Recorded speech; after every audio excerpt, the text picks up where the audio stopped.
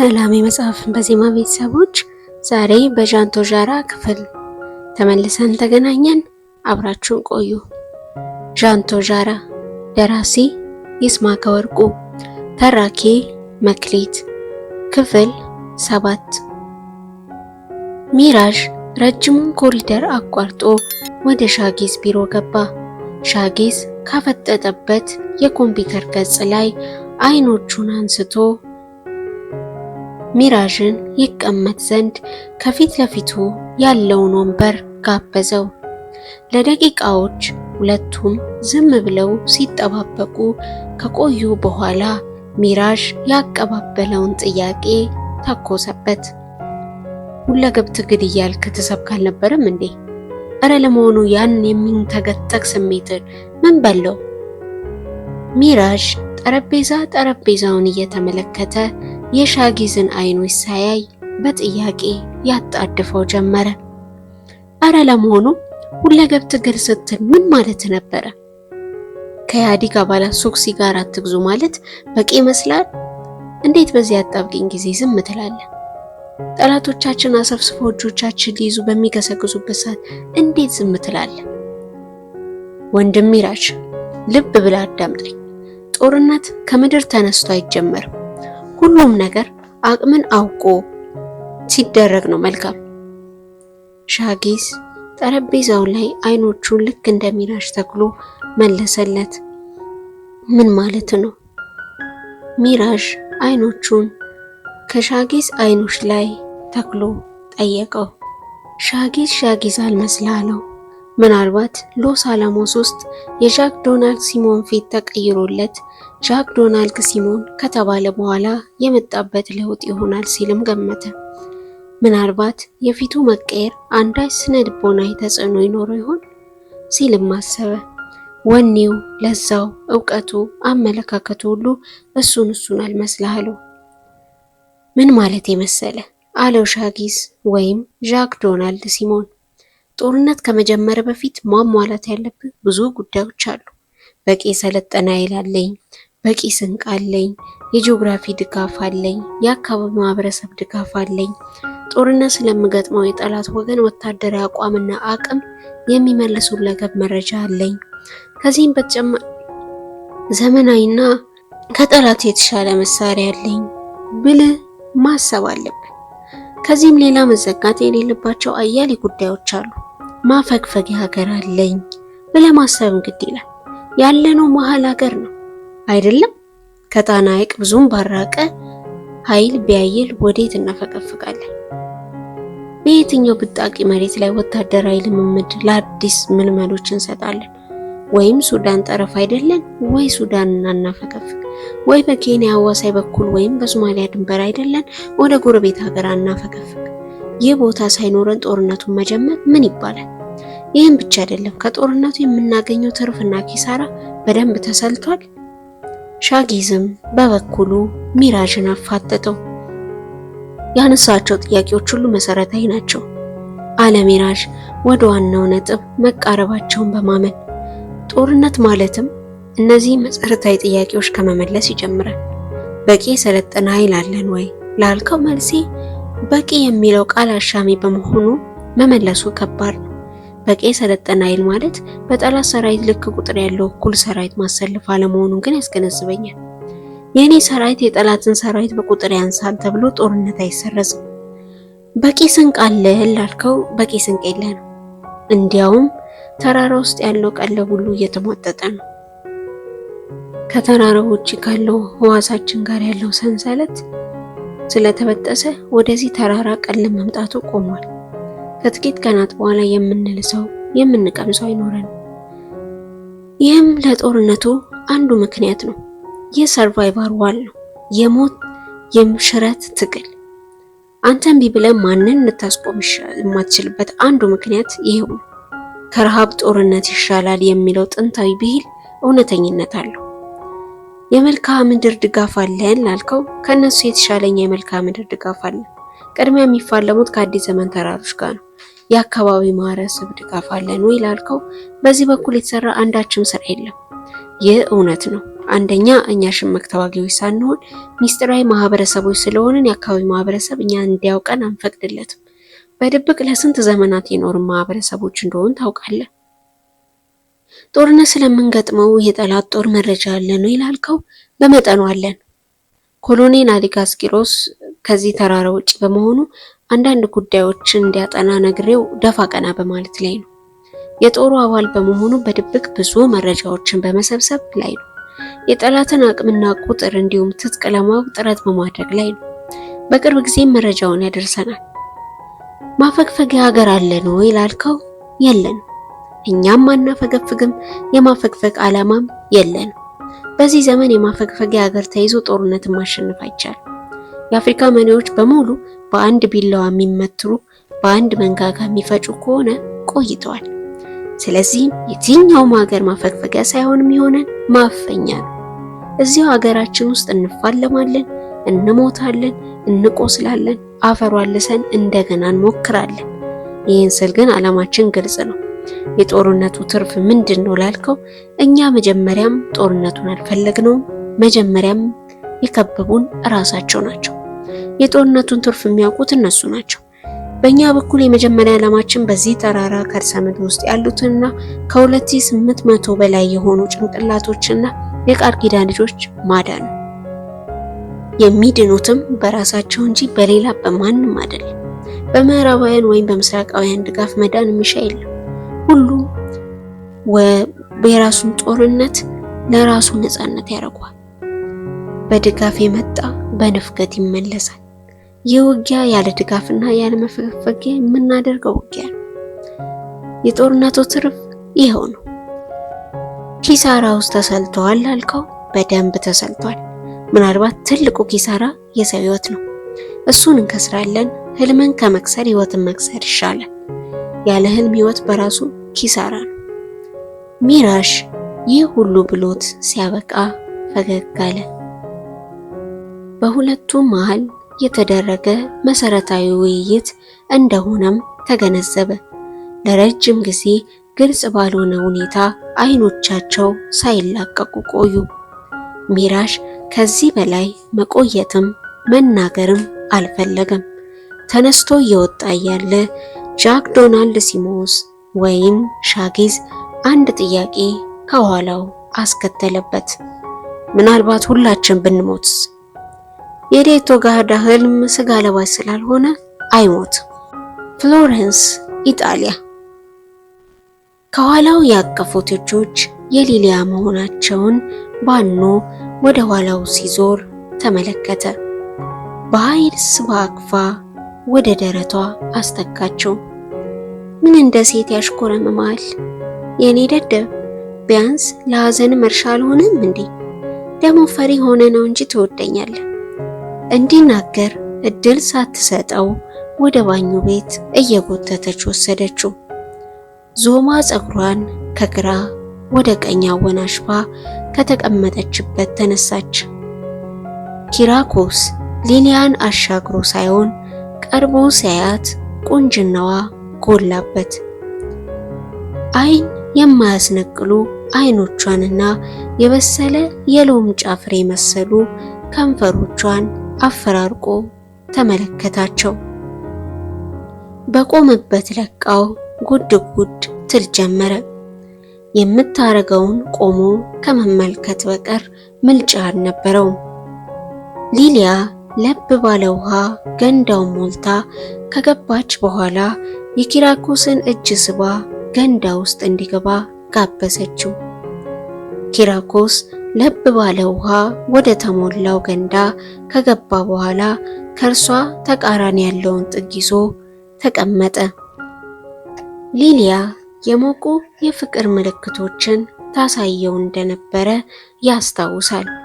ምልክቶችን እንዳላየ ሲያልፍ ነበረ።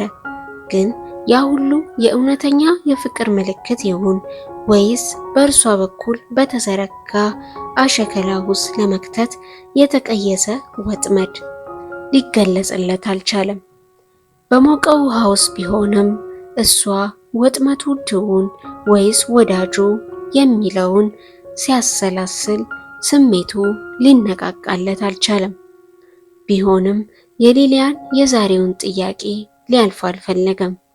የምሯን ይሁን አሊያ ለመጣችበት ማንኛውም ተግባር ብታውለው ከዚህ ቀጥሎ የሚደረገው ጉዳይ ግድ አልሰጠውም። ውስኪ ነገር ለማምጣት ከገንዳው ወጥቶ ወደ ሳሎኑ ሄደ። ከጥቂት ደቂቃዎች ቆይታ በኋላ ጠርሙስ ሙሉ የስኮትላንድ ውስኪ ከ2 ብርጭቆዎች ጋር ይዞ ተመለሰ። ውስኪውን ሊሊያ ተከፍት ዘንድ ጋበዛት። ግሩም ውስኪ ነው ስትል ከቀመሰችው በኋላ አድናቆቷን ገለጸችለት። ስኮትላንዶችን በውስኪ ጠመቃ የሚችላቸው የለም። እርግጥ ነው ስትል እንደገና መለሰችለት፣ ብርጭቋቸውን ሲያጋጩ። ይህኛው ውስኪያቸው አባቴን ያስታውሰኛል፣ ይገርምሻል፣ ያዘወትረው ነበር። ኪራኮስ አባቱን ሲያስብ አንገቱን አቀረቀረ።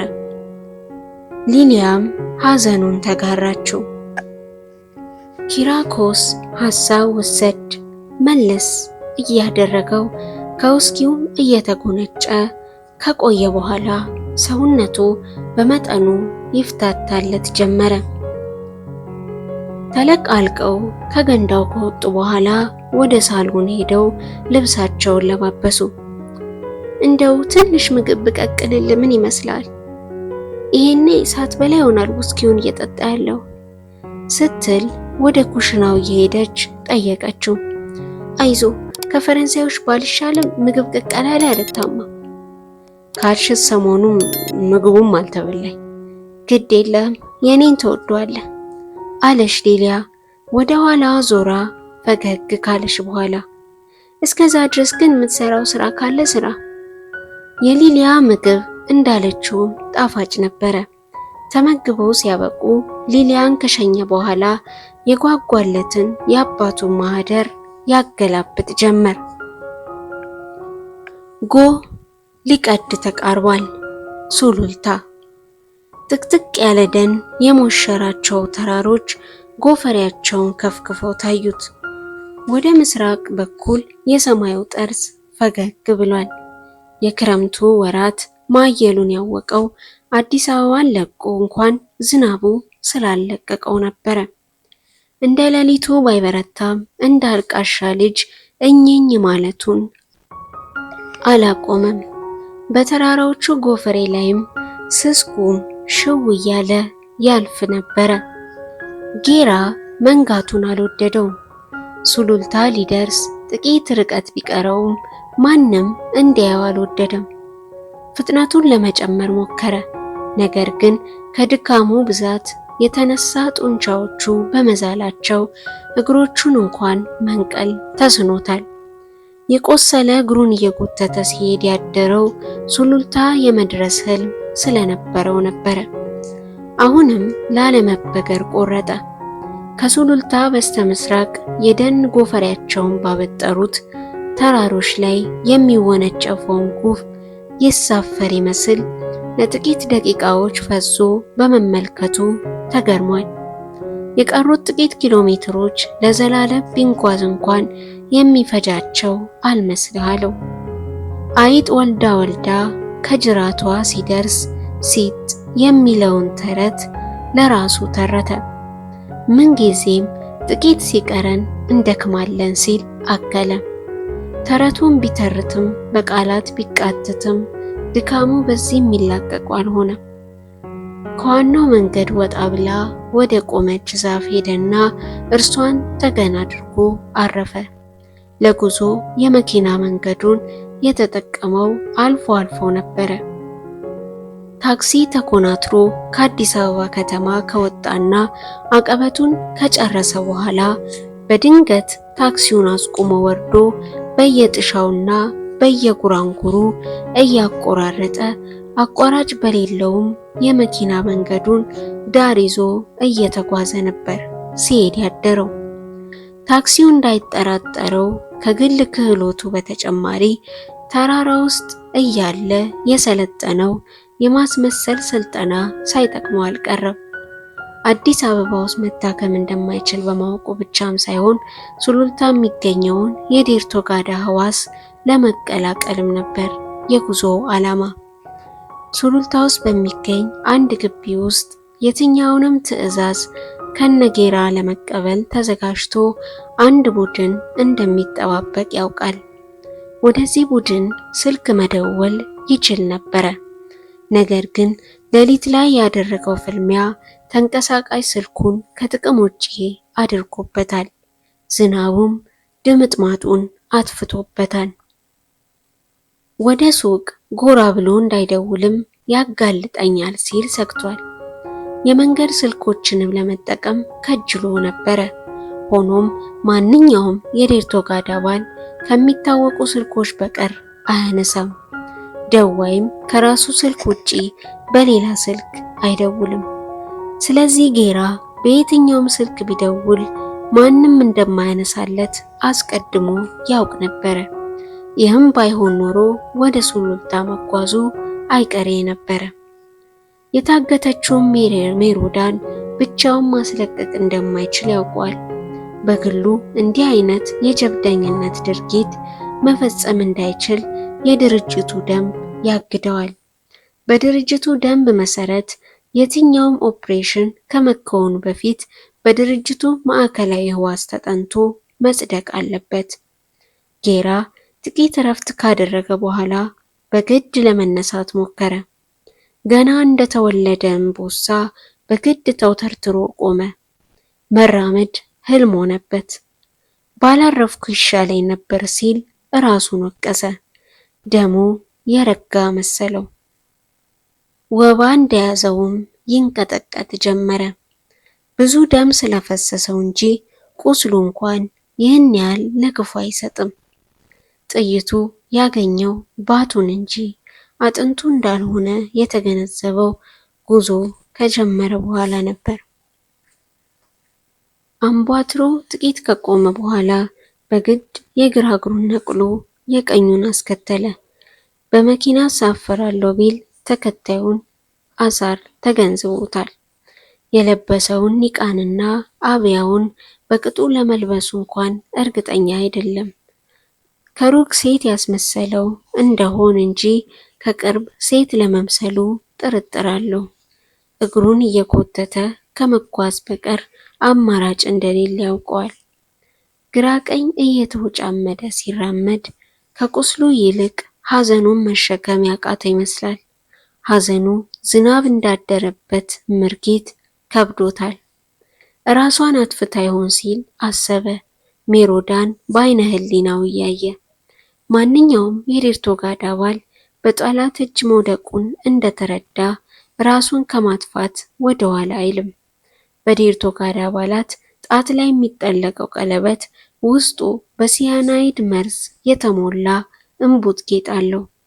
የቁርጡ ቀን ሲደርስ ከእምቡጡ ጎን ያለውን ሌላ ትንሽ ጉጥ ጫን ማድረግ በቂ ነው። እምቡጡ ጌጡ በፍጥነት ይከፈትና ይዘጋል። በዚሁ ቅስፈት የሲያናይዱ መርዝ ስራውን ያቀላጥፈዋል። አታረገውም። የጌራ ፊት የሐዘን ጭርንቆስ ለበሰ። በአይኖቹ ውሃ ግጥም ብሎ እንደ ጉም ጋርዶ መንገዱን አላሳየህ አለው። ሜሮዳ የቀለበቷን ጉጥ ስትጫን በአይነ ህሊናው ተስላ ታየችው። ተስለምልማ ስትዝለፈለፍ፣ ከዛም እነዛ ውብ ከንፈሮቿ ተከፍተው በፍንጭት ጥርሷ መሃል የሚወዳት ነፍሷ ወጥታ ስትሄድ ታየው። በአንድ እጁ አየሩን ቀዘፈ። ሜሮዳን ተዝለፍልፋ ስትወድቅ ለመደገፍ ሱሉልታ ሊደርስ ጥቂት ሲቀረው ሙሉ በሙሉ ነጋበት። ሱሉልታ አይኗን አሻሽታ ከእንቅልፏ ነክታለች። ከአዲስ አበባ በስተሰሜን የምትገኘው እቺ የገጠር ከተማ ትንሽ ከመሆኗ የተነሳ ወዘልውጥ ሰው ወዲያውኑ እንደሚለይ ያውቃል። አለባበሱም ሆነ አረማመዱ የሰዎች ትኩረት እንደሚስብም ተረድቷል። ወደዚች ከተማ በዚህ ጊዜ መግባት ከፍተኛ አደጋን አቁርሮ እንደ መግባት መሆኑን ተረዳ። ጌራ እርምጃውን ገታ። ጥቂት ካቅማማ በኋላ ወደ ምስራቅ ተመለከተ። በደኖቹ ላይ እስካሁን ጉም ይንጎማለላል። ቀረብ ወዳለው ደን አማተረ። ውድ የመጽሐፍን በዜማ ቤተሰቦች ጃንቶ ጃራ ክፍል 7 የተከታተላችሁትን ይመስል ነበር። በቀጣይ ክፍል እስከምንገናኝ ላይክ፣ ሼር፣ ሰብስክራይብ በማድረግ ቤተሰብ እየሆናችሁ ቆዩን። ሰላም።